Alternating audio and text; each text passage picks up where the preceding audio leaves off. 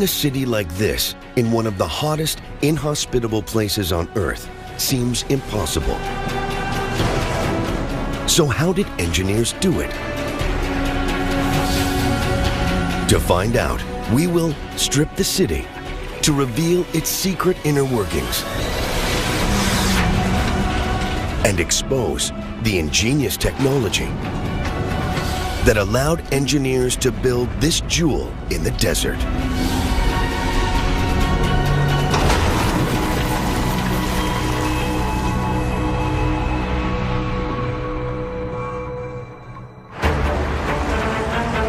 "8 a.m. in Dubai. Temperatures will soon reach over 100 degrees Fahrenheit. But Dubai's 2 million citizens don't have to worry about the scorching heat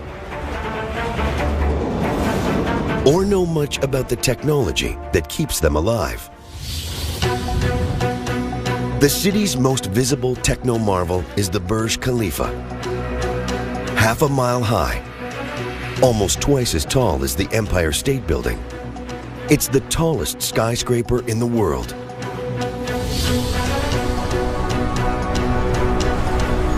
Tearing away its glass skin reveals a hive of activity. Up to 35,000 people can live and work in this gigantic greenhouse.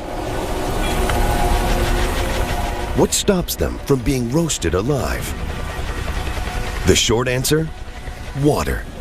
200,000 gallons a day for this building alone. Finding this much water in one of the driest places on Earth was a huge challenge when the building boom began 40 years ago.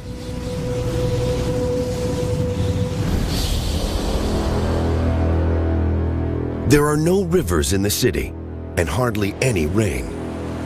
Yet Dubai is awash with water. How is this possible?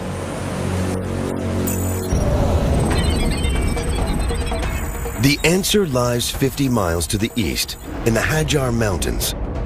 Geologist Catherine Goodenough knows this area like the back of her hand. She's part of a team that's producing an extremely detailed geological map of the United Arab Emirates. We've covered pretty much the whole of the UAE. We've done something like 30,000 observation points. We have to drive every track, we have to try and drive over most of the desert, we've had to climb mountain ridges and walk up wadis. Basically had to cover the whole country. On her mapping mission, Catherine discovered signs that the Emirates weren't always as dry as today. Here in this deep mountain valley, this wadi, we've got evidence of water everywhere that we look. The wadi itself is V-shaped. That pretty much tells you that the valley has been carved out by flowing water. And then we can see that all the rocks around here have been smoothed off, just planed off and eroded by the action of water. 2 million years ago, Dubai was a really wet place. Where the skyscrapers stand today, mighty rivers flowed through a lush, fertile floodplain. But over time, temperatures rose and the rivers ran dry. As the desert swallowed the area, the water seeped away. But it didn't all vanish. Some of it moved underground. And today, it's still flowing through the rocks deep under the city.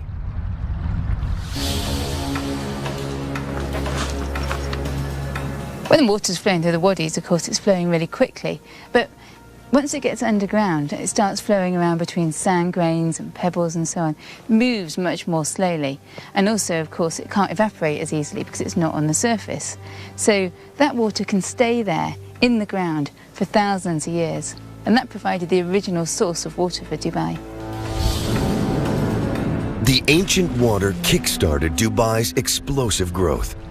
But it's no longer enough to quench the thirst of this expanding metropolis.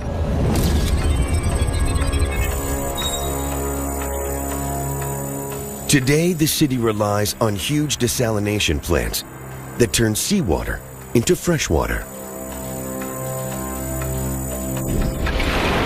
But pumping the water around the city and into skyscrapers like the Burj Khalifa is a formidable challenge.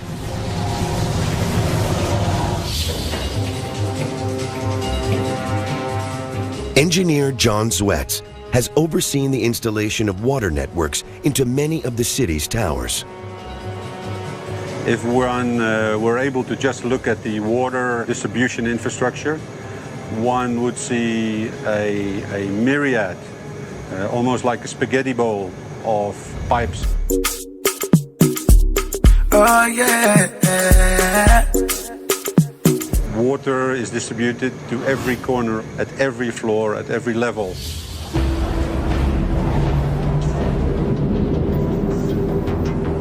Using a single giant pump to pipe water right to the top of a building as tall as the Burj Khalifa would be dangerous. Forcing water this high up takes extreme pressure, which could make the pipes explode. So engineers pump the water up in stages. First, to a huge reservoir on the 40th floor. Then, to a series of 200,000-gallon tanks, until it reaches the top of the building. Then the water simply flows back down under its own weight.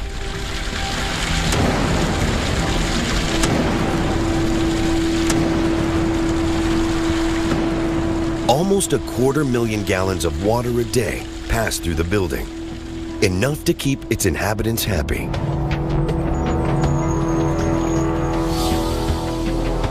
Engineers use this clever technology all over the city. Today, John's team is finishing up the water network in the Princess Tower, the world's tallest residential building.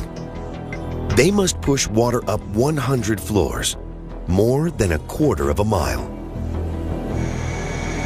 What we're looking at here is the water tank on the 79th floor. When it reaches the 79th floor, it has already been stepped up 3 times. In terms of capacity, what you are seeing here is 300,000 liters of water.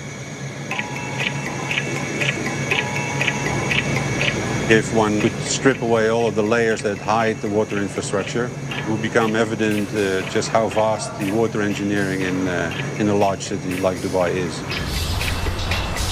Dubai has more than 200 skyscrapers, and they're incredibly thirsty. Their glass skins conceal thousands of miles of pipes,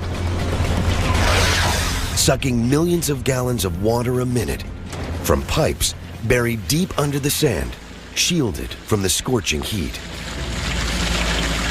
These steel arteries supply each citizen with 145 gallons of water a day.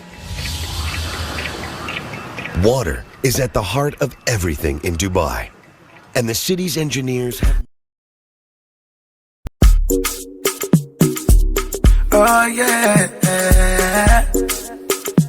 mastered it. Another massive challenge is keeping Dubai's soaring skyscrapers standing tall on the soft desert sand.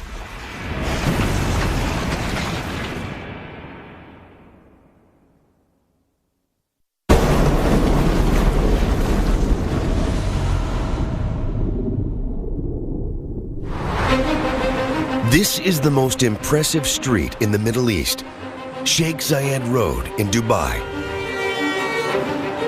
It's crammed with over 50 skyscrapers, more per block than in Manhattan. Each tower weighs up to 250,000 tons.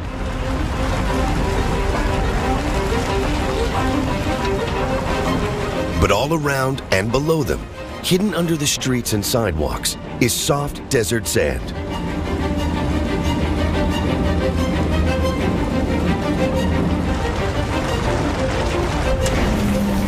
The big challenge for Dubai's engineers is to stop these towers from toppling over. This is the man who knows how it's done, engineer Nasser. His latest colossus is more than 600 feet tall, the Burj Side Boulevard Tower. Now, is this the latest drawing which we have? When I first came here, none of this existed. It was one huge, big desert. The only way to move around here was only in 4-wheel drive. Now look at that. You have one of the most sophisticated and luxurious towns all over the world. The Burnside Boulevard is a steel and concrete Goliath. This building weighs about 100,000 tons. But that's a pretty heavy load. You need some solid foundations to take this load and distribute it. And solid foundations need solid rock to rest on.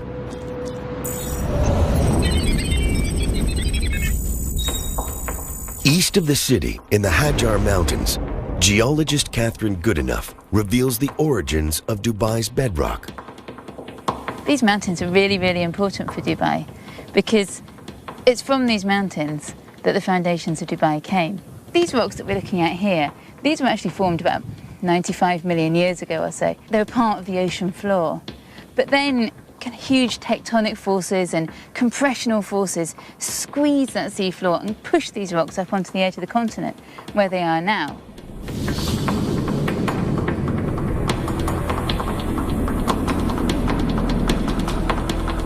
"30 million years ago, a crash of two continental plates thrust the Hajar Mountains 2 miles upwards.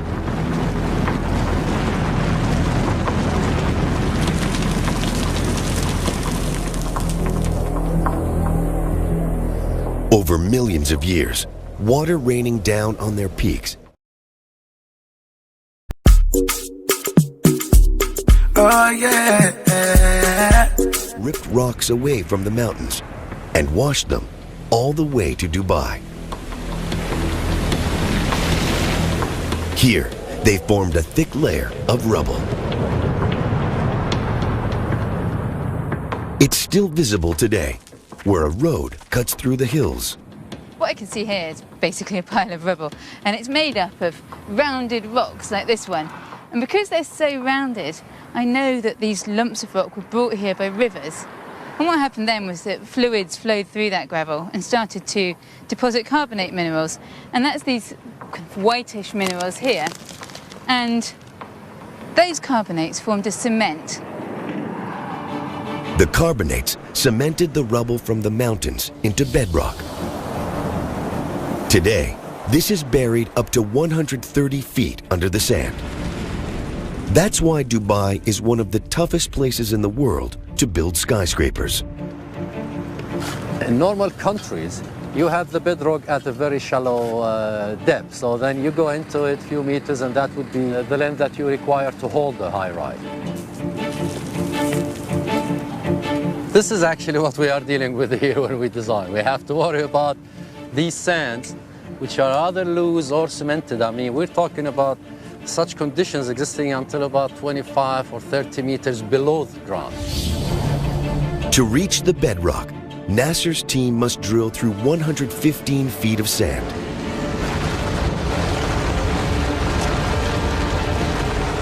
They fill the holes with a thick clay slurry to stop them from caving in. Then they drop in long steel cages and pump 100 tons of concrete into each hole. This hardens into a rigid pillar called a foundation pile. In Manhattan, a building like this needs just a handful of piles to stand up. In Dubai, it needs 250. They squash the ground under the skyscraper into a rock-solid foundation. That's the secret of building tall in Dubai. Oh yeah.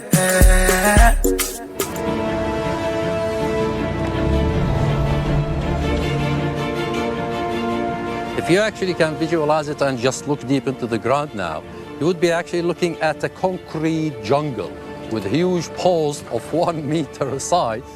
We have about 250 of them under this tower, and they stretch down to about 36 to 40 meters deep. A building like the Burnside Boulevard needs over 75,000 tons of concrete. Casting it in the desert heat is nearly impossible. Imagine in the summer, the temperature outside rotates around 50 degrees Celsius. Now, that is a lot of heat.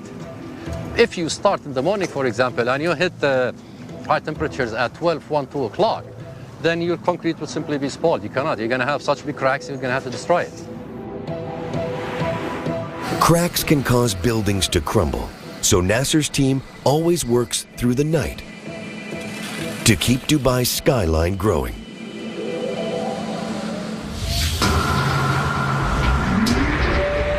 There's more concrete per block under Sheikh Zayed Road than almost any other street in the world. But without these piles, Dubai as we know it would not exist.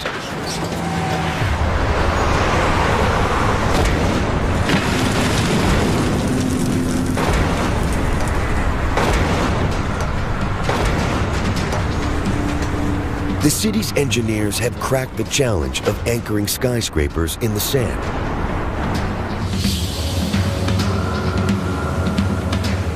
But they must also protect them from the ferocious desert wind.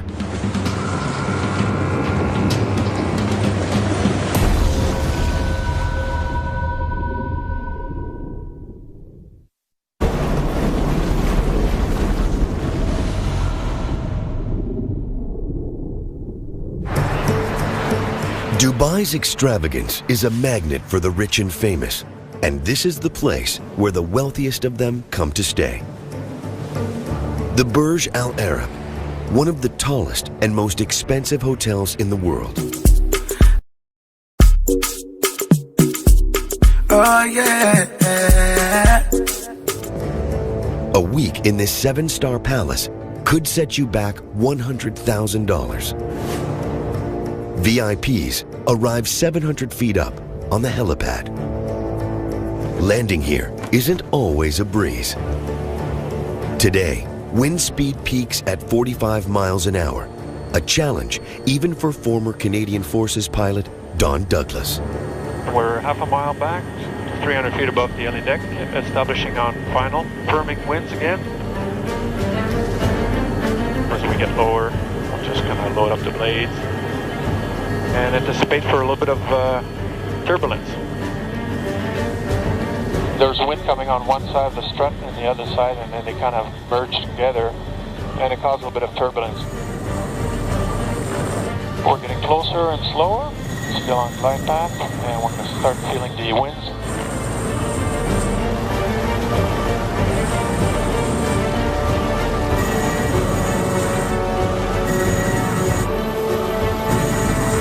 Hope you enjoyed it. Was that too turbulent? Rotor, no. Welcome back to the Burj Al Arab. Warning.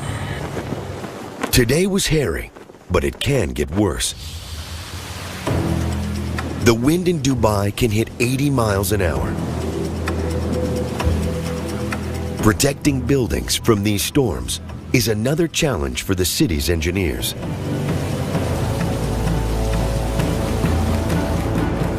And this is the place where they come to test their designs. Tom Bell Wright runs an outdoor laboratory that can simulate a desert storm. Have you got this beam set up correctly for these guys over here? Tom's job is to test the cladding that makes up the skin of skyscrapers, and he uses an old aircraft engine as a giant wind machine. So this test today will test for everything that Mother Nature can throw at the building. If the system is going to fail, we're going to find out where it fails and how it fails.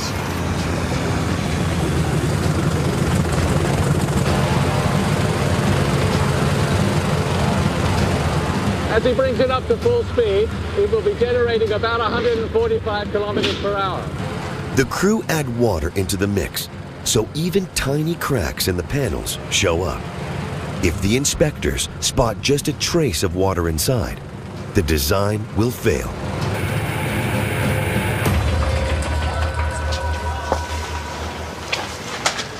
So how'd it go, guys?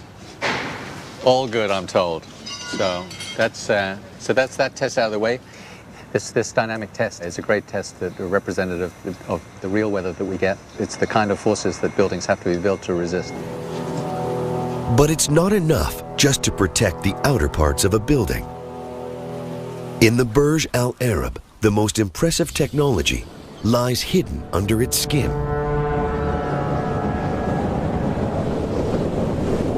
The winds blowing across the Gulf are so strong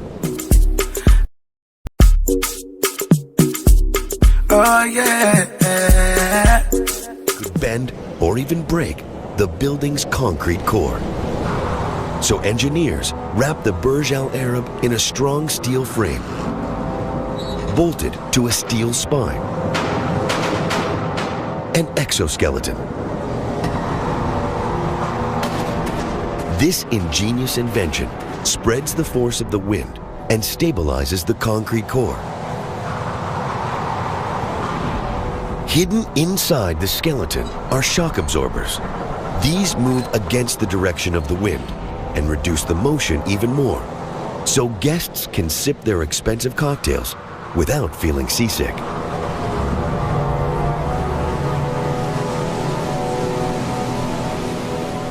But when the winds blow from the desert, there's another threat: sand. Powerful sandstorms can appear totally out of the blue. They race towards Dubai at ferocious speeds, pelting thousands of tons of sand across the streets. The most violent sandstorms can shut down the city for days.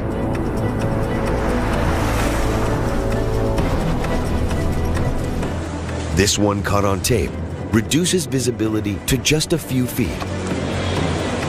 Sandstorms wreak havoc on anything that's not tied down.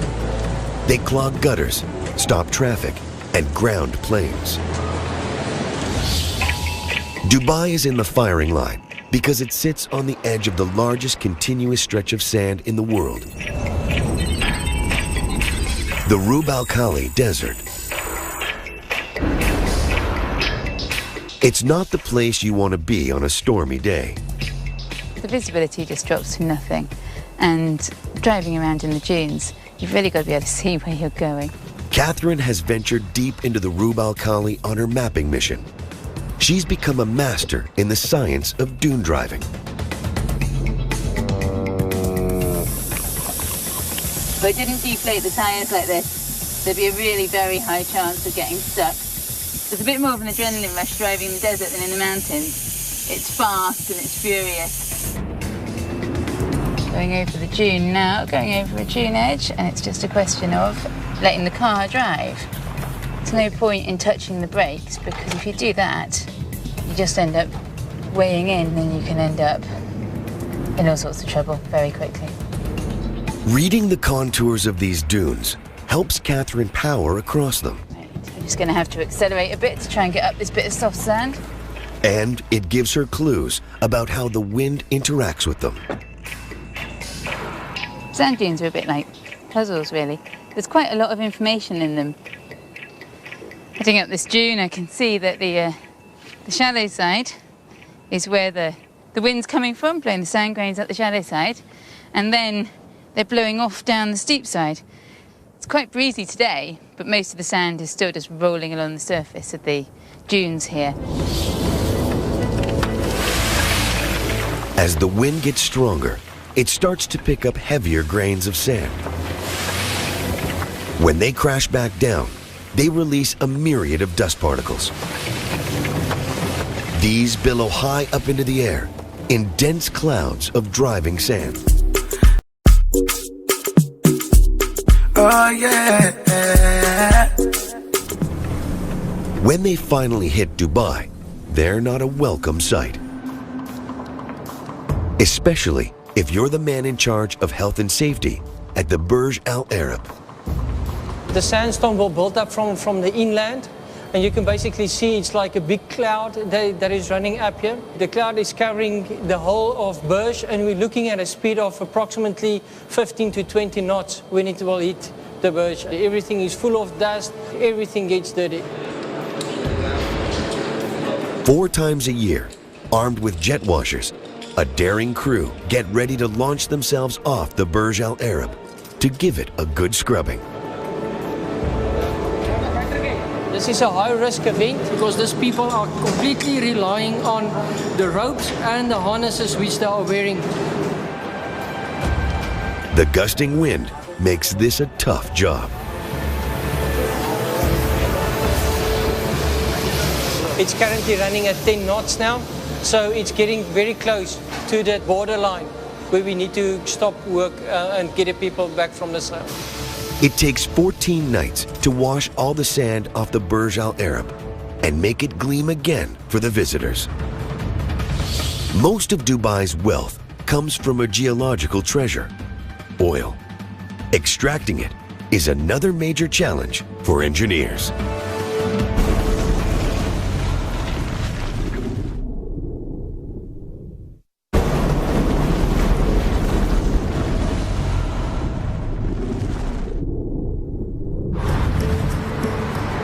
The driving force behind Dubai's incredible growth is oil. The Arabian Gulf region has more of it than anywhere else in the world, but tapping into the black gold is not easy. The waters off Dubai can be over 200 feet deep. And then there's up to 2 miles of sand and rocks sitting on top of the oil fields.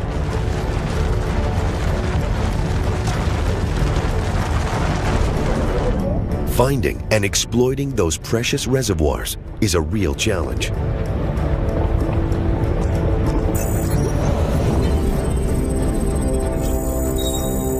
"10 miles from the city, in this construction yard, workers are building oil platforms that can take on the Arabian Gulf.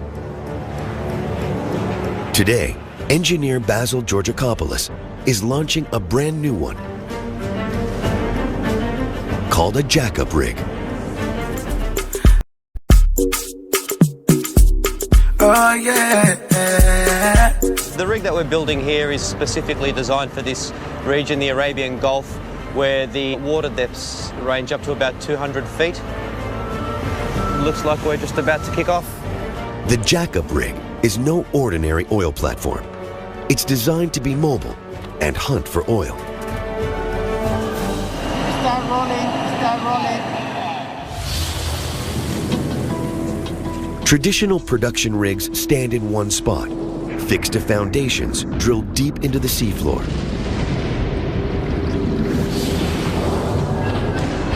A jack-up rig is less restricted. It can float out wherever it's needed and then extend its long legs. Large, flat feet spread its weight safely over the seabed. They hold the rig firm while its drill pierces the rock to tap into the treasure hidden under the Gulf.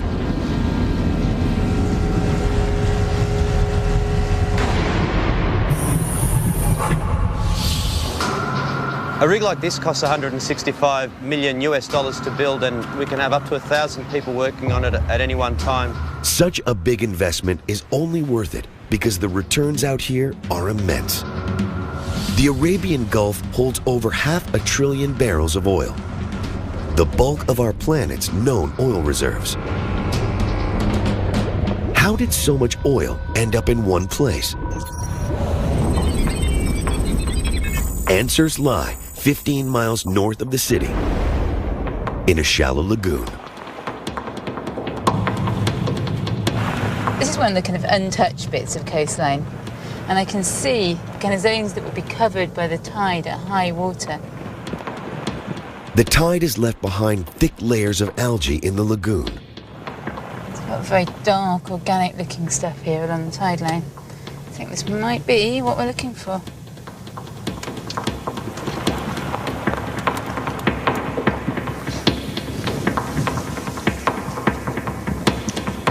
Wow. This is amazing. It's almost like a bit of old leather. But actually, it's a sheet of living organisms, or the remains of living organisms. The ancestors of these tiny organisms made the oil in Dubai. 200 million years ago, the area would have sat at the bottom of an ocean.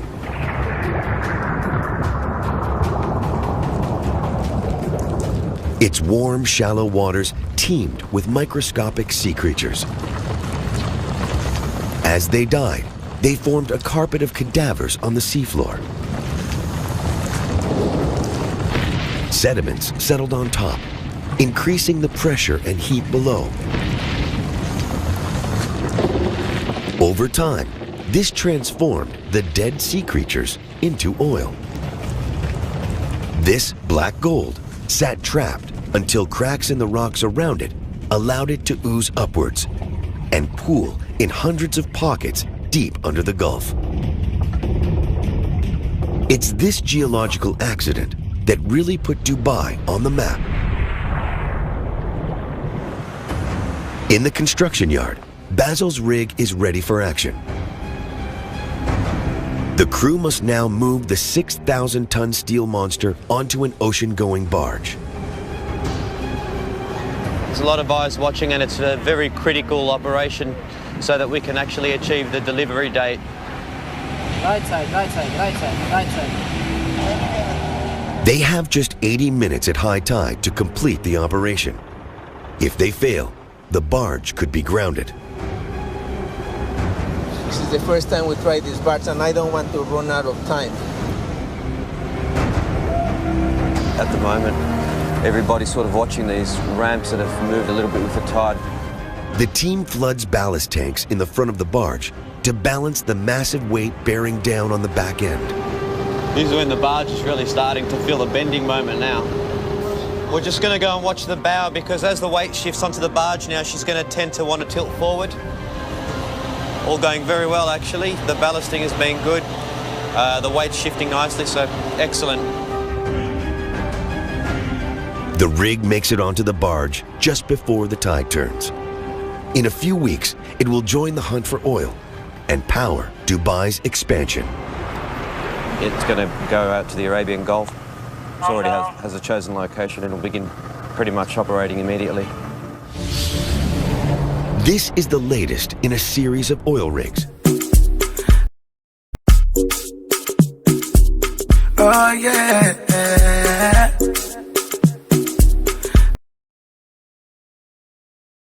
Pumping more than 50,000 barrels a day from Dubai's offshore oil pockets.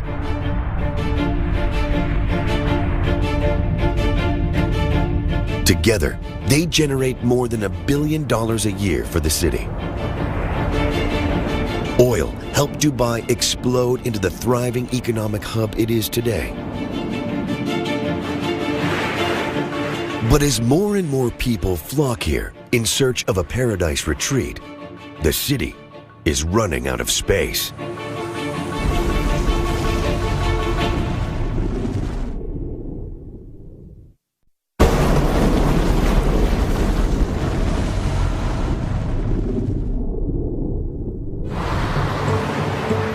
Dubai is the fastest growing desert city on Earth. But to attract the super rich and sustain its growth, it needs to offer beachfront real estate, which is in limited supply.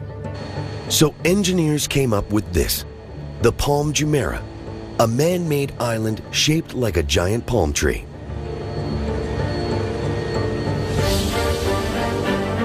It's a monumental feat of engineering. Pulling the plug on the ocean reveals its true scale.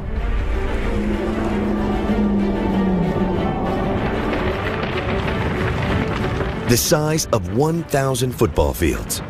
It sits inside a barrier made from over 7 million tons of rock. 150 million tons of sand create space for over 5,000 homes. A luxury island resort built right into the ocean. Akil Kazim has witnessed the island's rise from the deep. This obviously came out of a certain need, and at that point Dubai did have a very short shoreline that left very little space for luxury beachfront properties. It added 70 kilometers to our existing shoreline. This works very well because it's got a very large circumference. The island not only looks beautiful from above, it also, because of its shape of the fronts, each front has 2 rows of houses. So there's one row going that way and then the other way coming back.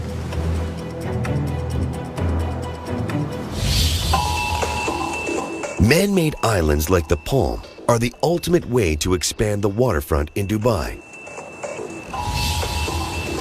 And this is the type of machine they use to build them. The cutter suction dredger, Khalij Bey.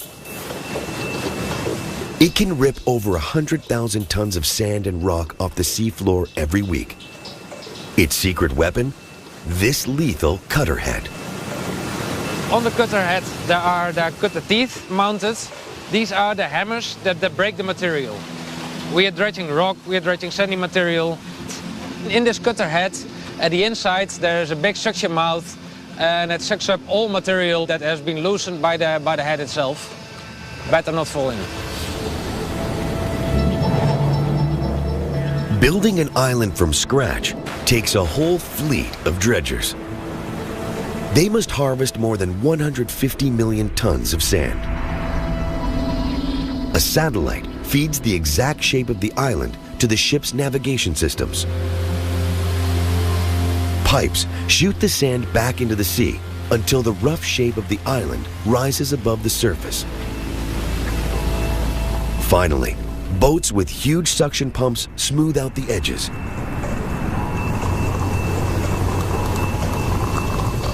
Then the island is ready for people to move in.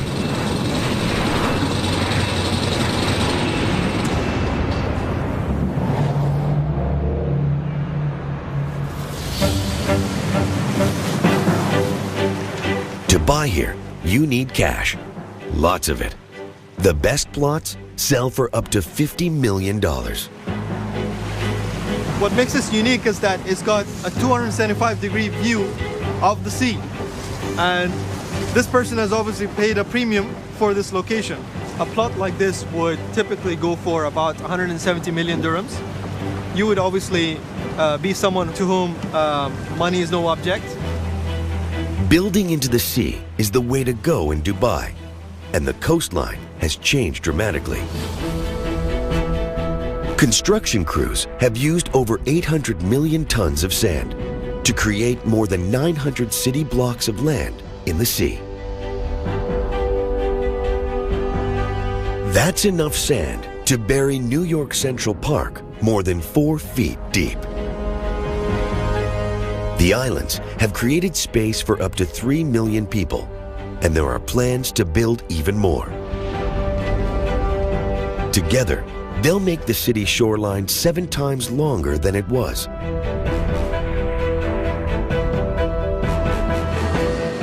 The dredgers have changed the coast of Dubai beyond recognition.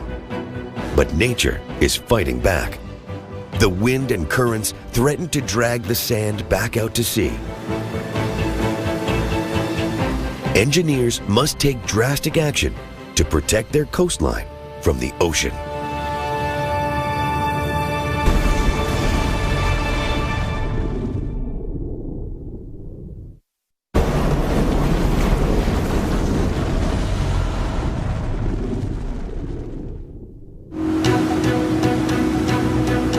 Miles from Dubai's coast, a team of divers is heading for the city's latest mega project.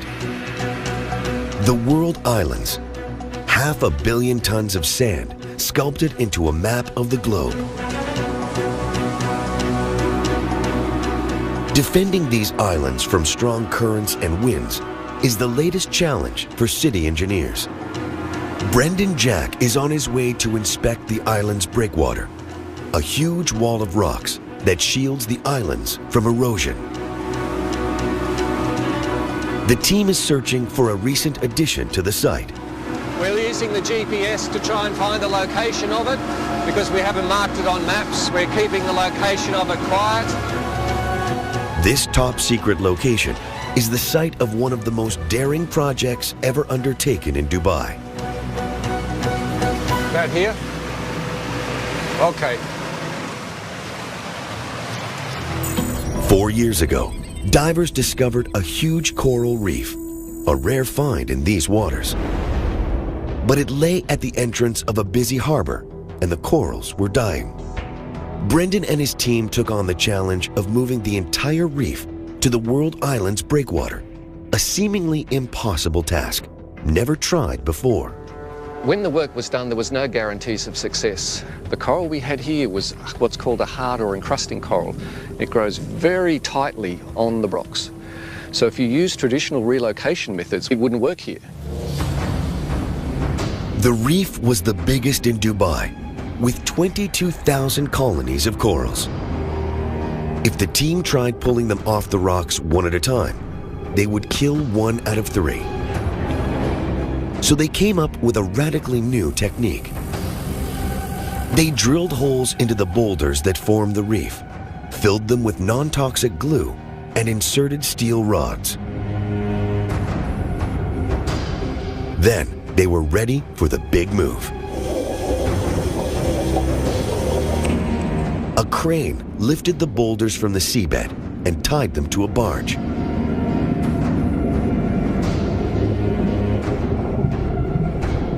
Now the crew could tow the corals 9 miles to their new home, so they never left the water.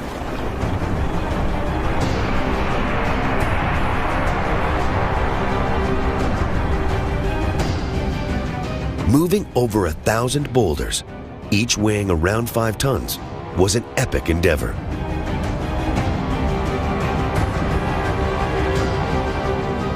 The team had to tow them out to the World Islands and gently lower them onto the breakwater, hoping the corals were undamaged. They have been spread over the space of 10 football fields to give this coral the best chance it possibly has for survival and for growing more coral out here on the reef. Today, Brendan's divers are checking on the corals to see how they're doing. We're ready to dive? Okay. Rough weather stirs up the water. The swell that we're experiencing today is exactly why the reef is here. It is to provide that physical protection for the islands that have been created inside the breakwater. Normally, 1/3 of all relocated corals die. But on first count, over 90% on the World Island Reef are alive, a unique achievement. They must be on their way back up. How's it looking? Very, very, very healthy. Good, good. The reef is doing its job. Now that coral is adding to the protection for the existing breakwater that is on the world. So it fulfills a function engineering-wise, but also in terms of jump-starting the ecological growth on the natural breakwater that we have built out here. Moving the reef cost $10 million, but it's money well spent to protect Dubai's coastline. Ingenious inventions like this, hidden beneath the skin of the city, that defend its coast, suck oil from rock, anchor towers in the sand, and pump water up skyscrapers, made Dubai rise up from the dunes and become this jewel in the desert.